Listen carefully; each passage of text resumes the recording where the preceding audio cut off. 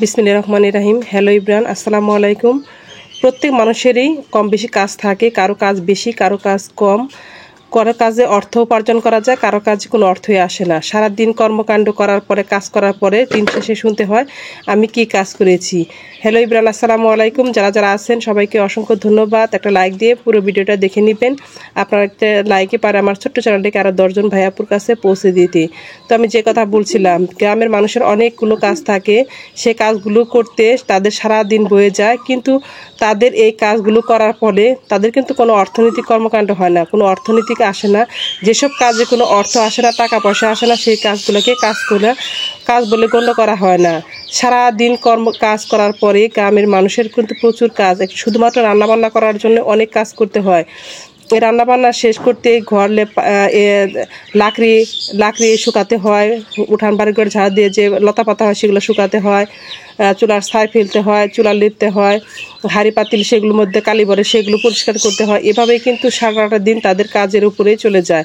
কিন্তু যখন দিন শেষে শুনতে পায় যে তুমি সারাদিন কি কাজ করেছো, আসলে যেসব কাজে কোনো অর্থনীতিকে আসে না, যেসব কাজে কোনো আমাদের ইনকাম আসে না, সেই কাজের কিন্তু মূল্যায়ন কোনো দিনই হয় না। যারা ডাক্তার, ইঞ্জিনিয়ার, তারপরে যারা পোশাক শ্রমিক, তারা কিন্তু যে কাজগুলা করে তাদের কিন্তু মাস শেষে একটা অনারিয়াম বা সম্মানী বা একটা বেতন দেওয়া হয়, তাদের কাজের মূল্যায়ন করা হয়। কিন্তু গ্রামের বউজেরা সারাদিন অক্লান্ত পরিশ্রম করে, সংসারের সমস্ত কাজ করে, ঘর লেপা, চুলার লেপা, অন্যান্য যে কাজ সব কাজই কিন্তু করে, তারপর কিন্তু তাদের মূল্যায়ন হয় না। তো কথা বলতে বলতে কিন্তু আমি অনেকটা কাজ করে ফেলেছি। আমি চুলাটার যে চালটা ছিল সেটাও কিন্তু ছেড়ে ফেলেছি। আর এই যে চুলাটাকে কিন্তু সুন্দর করে ছেড়ে নিচ্ছি। অনেকগুলো মাটির স্তর পড়ে গেছে, চুলাটা মোটা হয়ে গেছে, এখন একটু ছেটে দিলে খুব সুন্দর হয়ে যাবে। আর এদিকে দেখেন গ্রামের বাড়ি পাখির কলকাকলিতে কিন্তু মুখরিত, আপনারা পাখির যে কলকাকলি শুনতে পাচ্ছেন। আর এদিকে দেখেন আমি মাটিগুলো সুন্দর করে ঝুড়ি ঝুড়ি করে নিচ্ছি। তো যে ভাইয়া পরে এ পর্যন্ত আমার সাথে আছেন, আমার ভিডিওটা দেখছেন, আমার ভিডিওটা যদি কোথাও কোনো অংশ আপনাদের একটু ভালো লাগে, প্লিজ চ্যানেলটাকে সাবস্ক্রাইব করে দিবেন আর অল বাটনটি প্রেস করে দিবেন, অল অপশনটি সিলেক্ট করে দিবেন। তো যখনই আমি ভিডিও আপলোড করব নোটিফিকেশন পৌঁছে যাবে আপনার কাছে, আপনি যখন সময় এবং সুযোগ পাবেন দেখে নিতে পারবেন। আর যে ভাইয়া এবং আপুরা এই কাজটি অলরেডি করে নিয়েছেন তাদেরকে অসংখ্য ধন্যবাদ। এদিকে দেখেন মাটিগুলো আমি সুন্দর করে পানি দিয়ে ভিজিয়ে নিচ্ছি আর একদম কাদাগুলো নেপে নিচ্ছি। আর এদিকে দেখেন চুলাটাকে একদম সুন্দর করে ভিজিয়ে নিচ্ছি। আসলে গ্রামের বাড়িতে অনেক কাজ করতে হয়, অনেক কাজ করার পরে কিন্তু এদের মূল্যায়ন খুবই কম হয়। আপনি যদি নিজের মূল্যায়ন যদি রাখতে চান, অর্থনৈতিক দিক দিয়ে কিন্তু কিছু না কিছু আপনাকে ইনকাম করতে হবে। যদি আপনি কিছুটা ইনকাম করেন তাহলে কিন্তু আপনার এই কাজের মূল্যায়ন হবে। একজন স্কুলের টিচার যদি সে সারাদিন পরিশ্রম করার পর একটু কাজ করে, তার কাজের মূল্যায়ন করা হয়, কারণ সে দিন শেষে মানে মাস শেষে সে একটা মোটা অঙ্কের বেতন পাবে। কিন্তু তাদের চেয়েও কিন্তু একটা গৃহিণী তার সংসারটাকে সুন্দর করে পরিপাটি করে গুছিয়ে রাখে, সন্ততি, শ্বশুর শাশুড়ি, দেবর ভাসুর, ননদ ননাস, আত্মীয় স্বজন সবাইকে কিন্তু সে অনেকটা সময় দেয়, কিন্তু তার কোনো কাজের মূল্যায়ন হয় না। প্রত্যেক মানুষের মধ্যে যদি কাজের এই মূল্যায়নটা থাকতো তাহলে কিন্তু আমাদের দেশটা অনেক দূরে এগিয়ে যেতে পারতো। পৃথিবীর অন্যান্য দেশে হয়তো এরকম কাজের মূল্যায়ন হয়, কিন্তু আমাদের দেশে এরকম মূল্যায়ন হয় না। আর আসলে মেয়েদের কাজে, গ্রাম অঞ্চলে মেয়েদের কাজে মূল্যায়ন হয় না। দিন শেষে কাজ শেষ করে সারাদিন পরিশ্রম করার পরে ক্লান্ত শরীরে যখন বিছানায় যায় তখন বলে তুমি কি কাজ করেছো, তুমি সারাদিন কি কাজ করেছো। এই কথা শোনার সাথে সাথে কিন্তু মনটা একদম মলিন হয়ে যায়। তো দেখেন কথা বলতে বলতে আমি কিন্তু আমার চুলাটা সুন্দর করে লেপে নিয়েছি। তো ভাইয়াপুরা দেখেন কেমন হয়েছে। আপনারা যারা গ্রামে বাস করেন তাদের তো বুঝতেই পারবেন, আর যারা শহরে বাস করেন তারা একটু বুঝতে পারবেন যে দেখেন গ্যাসের চুলা অনেকে রান্না করে, কিন্তু আমাদের গ্রামের মানুষ বেশিরভাগ মানুষই এই মাটির চুলায় রান্না করে।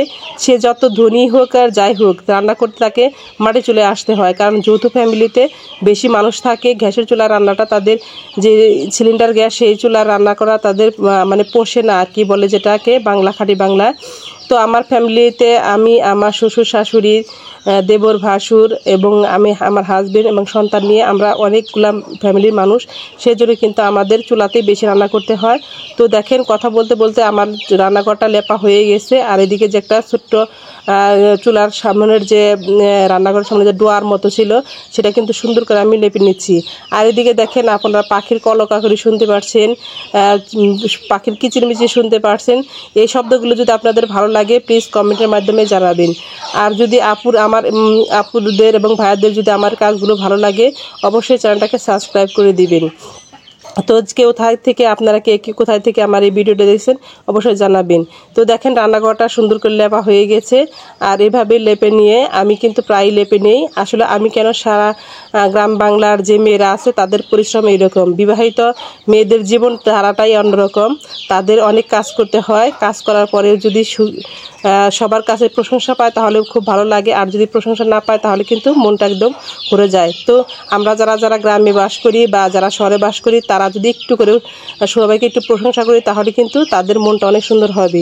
তো আমার রান্নাঘরটা দেখিয়ে দিলাম। এখানে আমি একটা চটের মধ্যে লতা পাতাগুলা শুকিয়ে, গাছের লতা পাতাগুলো শুকিয়ে রেখেছি আর লাকড়ি রেখেছি। আর এইদিকে দেখেন চুলাটা কত সুন্দর দেখা যাচ্ছে। তো ভাইয়াপুরা আপনারা অবশ্যই আমাকে জানাবেন কেমন হয়েছে আমার ভিডিওটা। তো সবার প্রতি অসংখ্য ধন্যবাদ এবং সম্মান জানাচ্ছি, কারণ আপনারা আমাকে অনেকটা সহযোগিতা করেছেন। আর একটু সহযোগিতা করলে আমি অবশ্যই এগিয়ে যেতে পারবো। তো আপনারা কিন্তু আমার যদি কোনো ভুল ত্রুটি হয়ে থাকে ক্ষমা সুন্দর দৃষ্টিতে দেখবেন।